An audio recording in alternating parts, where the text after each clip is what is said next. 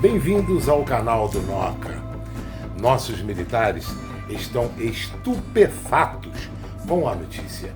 A retirada do Exército Brasileiro da Amazônia está acendendo alarmes em toda a região.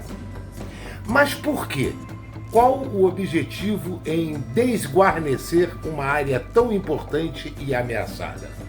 Você que está acostumado com notícias, imagens de nossos combatentes do Exército pelas fronteiras brasileiras e que, por sinal, fazem um incrível e belíssimo trabalho.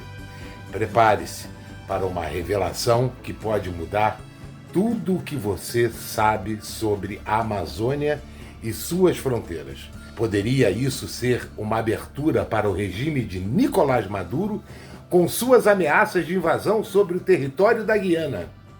A situação é tensa e a história que você vai ouvir a seguir é de tirar o fôlego. O programa Calha Norte, que vai deixar de ser um programa militar. Olha que coisa impressionante. Isso é uma coisa que me preocupa, tá? Pois bem, o programa Calha Norte é o nome que se dá à fronteira norte do Brasil, né? Toda aquela fronteira ali que vai desde lá do Peru até a Venezuela, Guiana Francesa, né? Toda a fronteira norte do Brasil ali é conhecido como Calha Norte. E havia uma grande preocupação ali, por quê? Porque é uma área extremamente desabitada, uma área que não tem grandes cidades, não tem grandes populações, não tem grande presença humana por ali. E aí qual o risco que você corre nisso daí? É o risco de infiltração que acaba estabelecendo soberania com o tempo. Isso aconteceu várias vezes. A própria situação do Acre, por exemplo, foi mais ou menos assim. Os brasileiros começaram a invadir aquela área ali que era teoricamente da Bolívia, e no final das contas, né, acabou tendo a guerra entre a Bolívia e o Brasil acabou ficando com o Acre. Por quê? A grande justificativa mas só tem brasileiro lá, não tem nenhum boliviano naquela região, só tem brasileiro. Então imagina o risco que a gente corre nessa área enorme no norte do país, em que você tem uma área totalmente despovoada, que podem entrar venezuelanos, podem entrar o pessoal da Guiana, do Peru, da Colômbia, de um monte de lugar ali, e começar a infiltrar. Então, assim, é um problema geopolítico grande isso daí, né? Então, para resolver estes problemas, na época do governo Sarney, foi lançado esse programa Calha Norte. A ideia, portanto, é um programa que tinha uma visão de dois objetivos, né? O objetivo geopolítico, de você garantir uma defesa, garantir uma presença naquela região, porque, veja, não é nem defesa, tá? O Exército atua ali tendo quartéis, tendo instalações ali na região, mas o principal, ele está ali, você tem militares ali observando. Então, se tiver um fluxo migratório muito grande, se tiver alguma ocorrência ali na fronteira, os militares estão vendo o que está acontecendo ali, né? E, além disso, você tem o objetivo humanitário, né? É uma região muito pobre, uma região muito desassistida, é uma região que você não tem estradas, não tem aeroportos, não tem comunicação com o resto do país, então tem esse outro lado, né? O que o Lula olhou para isso e falou? Não, a gente não gosta do Exército, então o que a gente vai fazer? A partir de janeiro de 2025, o programa Calha Norte ele vai sair da jurisdição do Ministério da Defesa e passará a ser controlado pelo Ministério da Integração e do Desenvolvimento Regional, que é chefiado pelo Valdez Góes, né? Ou seja, ele vai sair do âmbito militar e vai passar a ser coordenado por um Ministério Civil, né? Isso, em princípio, não significa que os vários quartéis do Exército, as várias unidades do Exército que atuam naquela região vão ser retiradas de lá, não quer dizer isso. Apenas que eles vão passar a obedecer a um comando civil. Quem vai cuidar do programa Calha Norte não vai ser mais o Ministério da Defesa, né? Só que a tendência no longo prazo é justamente você diminuir essa presença militar. Por quê? Porque agora você vai ter menos orçamento controlado pelos militares e mais orçamento controlado pelos civis. Então, naturalmente, o dinheiro que vai para lá, que é importante, tudo isso custa dinheiro, né? Você ter um quartel lá no meio do nada, lá no meio do mato, na Amazônia, custa caro, custa dinheiro. Você tem que manter as pessoas lá, tem um monte de necessidade de infraestrutura, água, energia elétrica, enfim. Tudo isso custa dinheiro. Então, você vai ter menos orçamento para o Ministério da Defesa e mais orçamento para o Ministério da Integração Regional, o que tende a diminuir esse projeto.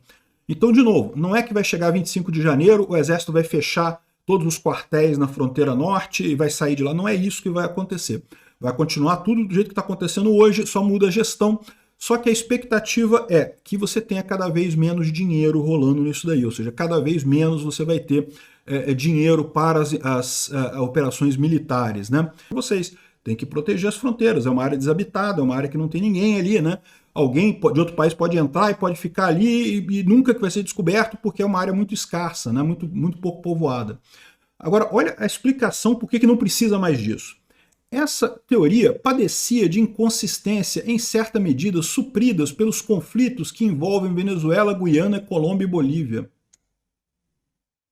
O que ele explicou aqui? O que ele quis dizer com isso? Ou seja, na verdade não diz nada, é pior, né? Ou seja, o que ele está dizendo agora é que é melhor deixar a Venezuela, a Guiana, o conflito, a Colômbia e a Bolívia, não sei o que lá, terem acesso grande ao Brasil e coisa e tal.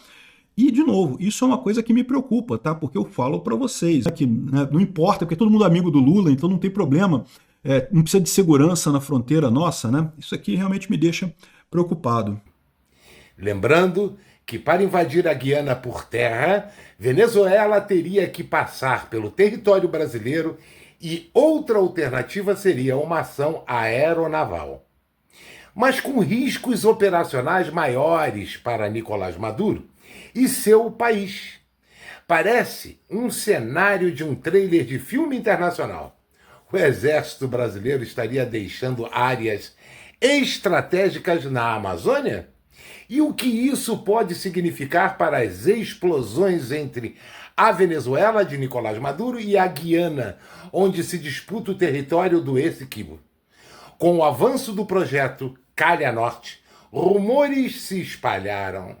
Será que isso abriria caminho para uma invasão venezuelana ou estaríamos diante de uma reconfiguração das forças de combate na América do Sul? O projeto Calha Norte, criado em 1985, busca garantir a presença do Estado e a proteção das fronteiras ao norte do Brasil. Recentemente, neste dado de 2024, o governo federal transferiu a gestão da Calha Norte do Ministério da Defesa para o Ministério da Integração e Desenvolvimento Regional.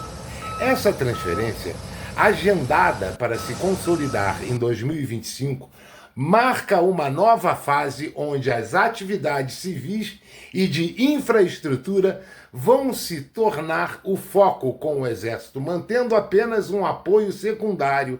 A decisão do governo brasileiro de transferir o programa do Ministério da Defesa para o Ministério da Integração e Desenvolvimento Regional gerou um clima de incerteza e preocupação no Exército e nos especialistas em defesa. Ao retirar a administração do programa das mãos das Forças Armadas e entregá-lo a um órgão civil, o governo levanta uma questão delicada.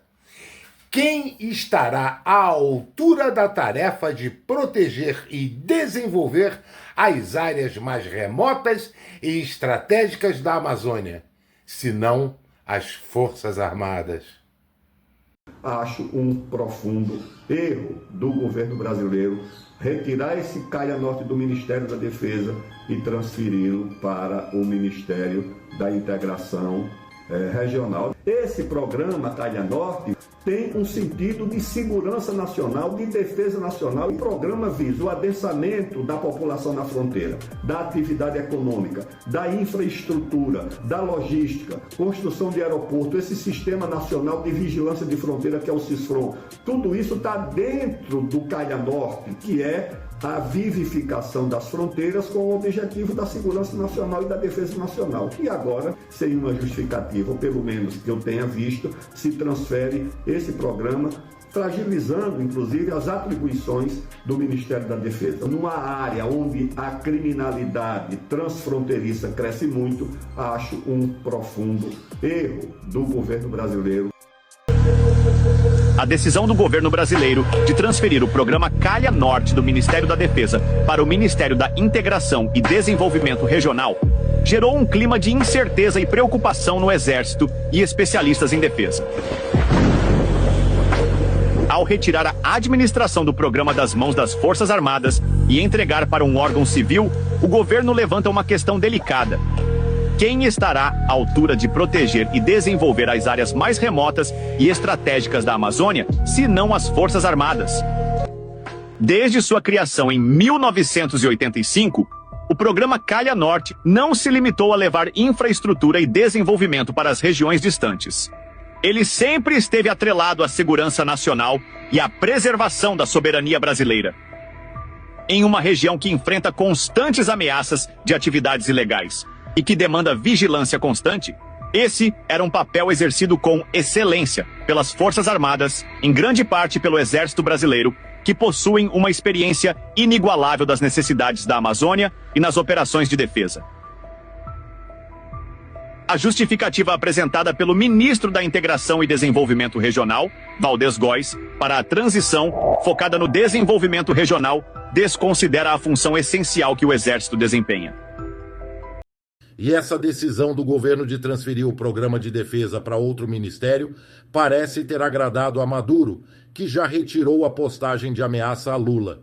As negociações na fronteira com a Guiana atingiram um novo pico, enquanto o governo de Nicolás Maduro intensifica ameaças de invadir e tomar posse do Essequibo, uma região estratégica rica em recursos, petróleo, ouro, entre outros. O Brasil está em alerta, enviando mais de 2.000 soldados para a região de Roraima para fortalecer a segurança e a vigilância. Embora o governo promova uma postura civil na Amazônia, a presença militar brasileira é vital em meio a teorias crescentes sobre uma possível invasão venezuelana pelo território brasileiro. Moradores e políticos locais temem que, com a retirada gradual das forças militares do norte, o Brasil possa se tornar vulnerável às manobras de Maduro. A situação é ainda mais complexa, com rumores de que aliados da Venezuela, como grupos iranianos e o Hezbollah, estariam criando células na Amazônia, prontos para agir em uma eventual escalada do conflito entre Venezuela e Guiana. Esse cenário coloca o Brasil em uma encruzilhada, com um clima de tensão e teorias sobre ameaças externas e internas, que, se verdadeiras, podem abalar a segurança da região e pressionar o país a responder à altura. Não esqueça de curtir, comentar e se inscrever para mais atualizações sobre esta situação crítica e outras histórias que moldam o nosso mundo. Lula ser esperto é abrir mão do território, é não defender a soberania do próprio país. Então já sabemos, se o Brasil for invadido, o presidente Lula vai ser esperto e vai entregar o território invadido. É a única conclusão possível. Hoje, a embaixadora em Brasília da União Europeia, Marianne Schulgraf, recebeu jornalistas, eu estava entre eles, e ela foi perguntada sobre essa proposta, que o Lula disse que não é uma proposta, mas é uma proposta da China, e seguida pelo Brasil, de congelar o status atual do conflito, ou seja, aceitar que a Rússia ocupa 20% da Ucrânia e para ter uma negociação de paz. E ela disse, olha, isso vai contra a Carta da ONU, vai contra o que foi decidido por 141 países na Assembleia Geral, numa Assembleia Especial Extraordinária da ONU, que foram contra isso, que defenderam a soberania da Ucrânia. Se a Rússia parar a guerra acaba. Se a Ucrânia parar a guerra, a Ucrânia é que deixa de existir, certo? Então, assim, isso vai contra os próprios valores brasileiros, eu acrescentaria, de soberania, de defesa da soberania. O presidente fala em garantir a sobrevivência da Rússia. Em que momento que a sobrevivência da Rússia esteve correndo risco? E, assim, para um presidente como o Zelensky, que estamos vendo aí, que tem o seu país invadido, ver um outro presidente de um país no outro lado do Atlântico, do outro lado do planeta, dizendo para ele o que ele deve fazer e o que é ser esperto, que ser esperto é abrir mão do próprio território, isso é muito ultraje. E você, o que acha? Estamos realmente seguros com essas mudanças em nossa Amazônia? O Brasil pode estar mais vulnerável do que nunca e a Venezuela tem suas cartas na mesa. Comente aqui sua opinião e não deixe de se inscrever para acompanhar mais análises e revelações sobre temas tão impactantes como este. Afinal, o que está em jogo não é apenas território, mas a nossa soberania e segurança. Muitíssimo obrigado por nos acompanhar até aqui. Um grande abraço a todos.